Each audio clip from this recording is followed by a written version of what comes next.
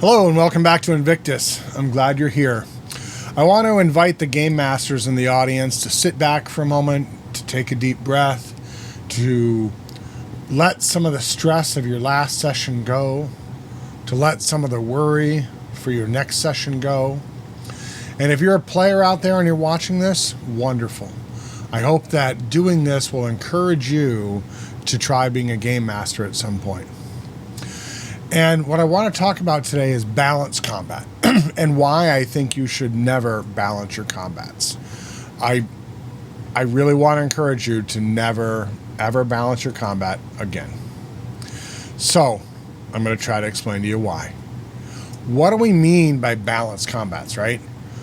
What do we mean by balance, right? What is that concept even saying? You think about it, if I have a pencil, right, and I'm trying to balance, or this pen, I'm trying to balance this pen.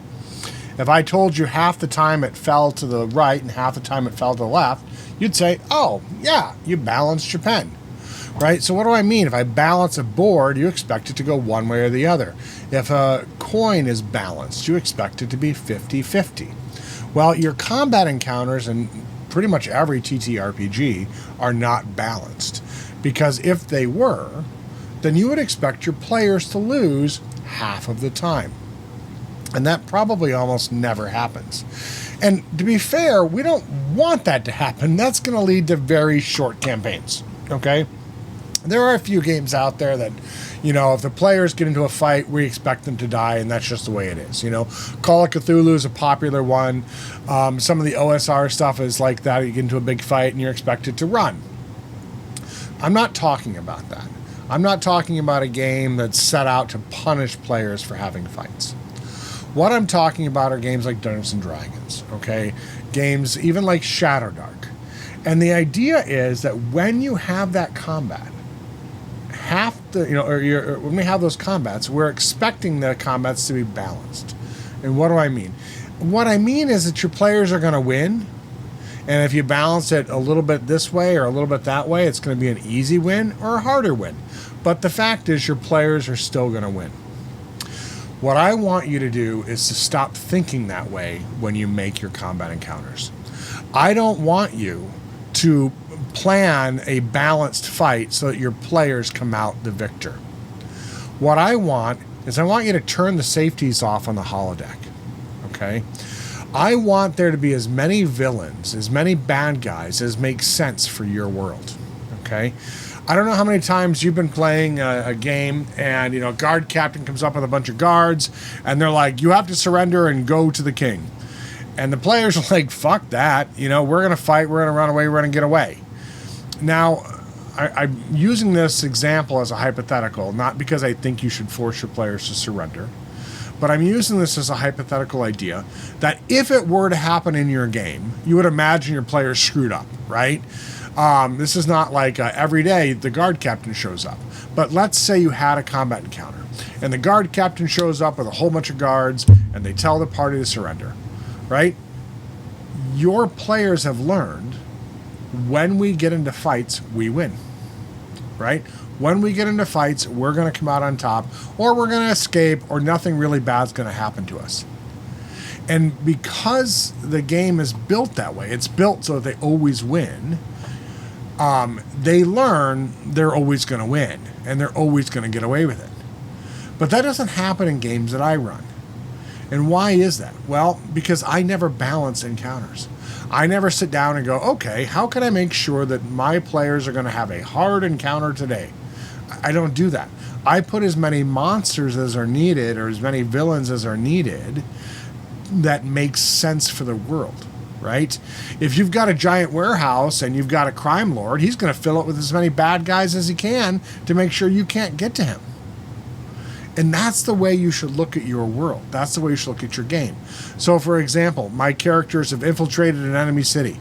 And they are, they basically, the guards know that they're around. Everybody knows that they're around. And they're working their tails off not to get into fights.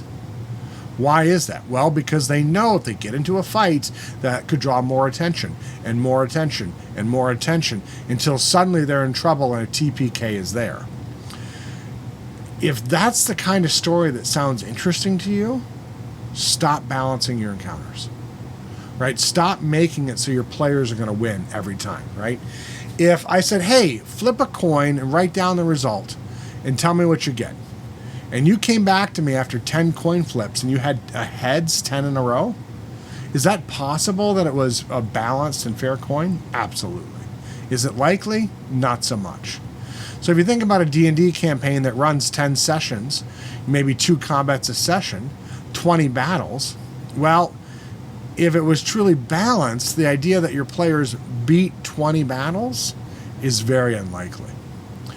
What, however, turning off combat balance does is it makes it so your world is richer. It makes it so that your players don't see enemies and think, okay, we're going to fight them. Right? I mean, some of the reasons that players don't fight in a game like D&D or Pathfinder is because they don't want to spend the real world game time that week and they'd rather do something else. And that is really the wrong motivation. What you want is them to say, what are the consequences of us having this fight? You know, what is the outcome of this? If we kill this guard captain, what's that going to mean? Are we going to become, persona non grata in this city? Are we going to get kicked out? Are we going to become pariah? Right? If we kill this goblin leader, is his band going to fall apart? Are they going to send in other goblins? What's going to happen? Right? It's not about having a fight that numerically kind of works out. It's about what is the outcome of that fight going to be. And what this does actually is causes fewer combats to happen because your players are never sure, is that the right combat? Is that the wrong one? Do I want to get into this fight? Would I rather not get into this fight? And it causes them to actually look for ways to make combat advantageous to them. They start to wonder, what if we fight here? What if we fight there? What if we lure this guy away? Maybe that's a better way to do it. And your players begin to look at your world as a dynamic and vibrant place, and murder hobos go away. So if you're playing and your party is just attacking stuff all the time and it's driving you crazy, you've made a new NPC, you're hoping that they interact with them, and they have no patience for them. They're like, we just attack and we kill those people. That might be because your encounters are balanced. It might be because your players know that they're safe. And you never really want that, right? You want your players to always be wondering, is this the fight that's going to be our last one? Now, I've been playing Dungeons & Dragons 5th edition since 2020. Actually, I've been playing it since the teens, but the particular group I'm talking about, we've been playing since 2020. We have never had a TPK. We've gotten close, but we've never had a TPK. And almost every battle, the players are like, do we want to have this fight? Is that what we want to do today? And they wonder and they question, is this what needs to happen? And they run sometimes. They're like, you know what? We're out of our depth. We got to get the hell out of here.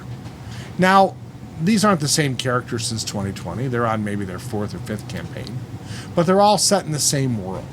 And so they know that this world has consequences. They know that if you piss off this guy, he might send people after you, and you never know when they're going to show up. Right? They know that if they infiltrate this area, that they could get, over their heads very quickly. And they know this because I have never balanced encounters. Sometimes they have fights and they're way too easy and they beat people and they kind of look at each other and look at me and they go, was that it? Another video I'll talk to you about making or reskinning your own monsters. I have people who've been playing D&D since the late 70s in this group. And they'll be battling a monster and they'll wonder, is this the boss?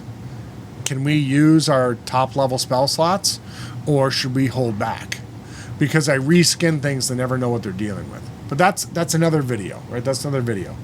But the lack of balance makes the story rich. And why am I telling you we've been playing since 2020? Well, we play every week since 2020. That's how dedicated this group of people are. Now, we are friends, so that makes a huge difference, right? We're all a little bit older, so that makes a big difference. We've got more command of our schedule and things of that nature. But the fact is, we all play in such a way, and even when I'm not game mastering, we all play in such a way that we want to have these really spicy and exciting and tantalizing encounters, and we never really are sure what we're going to run into. And so if your game feels like it's missing something, if you're like, gosh, this just isn't what I thought running D&D was going to be, I think it's probably game balance. It's wrecking your game. And if you stop balancing it, I think you're going to have a lot more fun. If you want to play a game that works really well in this format, we've made a game called Invictus, and I'd love to tell you more about it. Check out the channel. There's a lot there. We have a Discord. You can see the Discord down below. Come talk to us there. You can see the game. I'm getting really close to putting out character creation rules. I'll start running some kind of one-shots online that if you're on the Discord, you can join us and play and kind of check the system out, see if you like it. We're also going to be at Grand Con here at the beginning of September. We had 5 events up there scheduled, 25 seats. There's only 9 left. So if you're in that area and you want to check out a game like this, come see us. We'd love to have you there. Anyways, I want to thank you so much for watching. Goodbye for now.